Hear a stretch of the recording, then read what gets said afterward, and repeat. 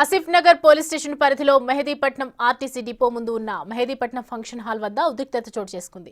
Telangana housing board corporation అధికారులకు function hall యాజమాన్యంకు వివాదం చెలరేగింది. తోపులాటలో అసిస్టెంట్ ఎస్టేట్ ఆఫీసర్ జగదీశ్వరరావు మృతి చెందారు.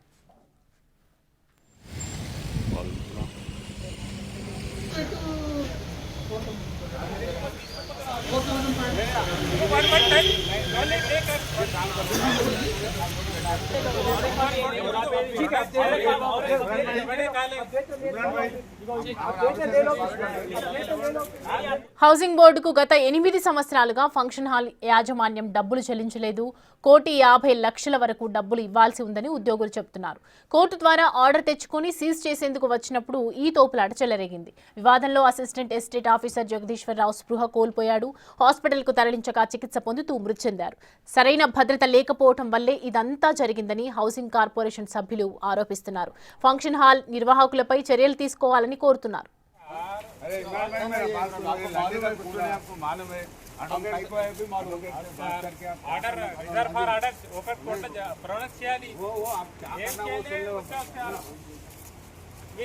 తీసుకోపోతున్నా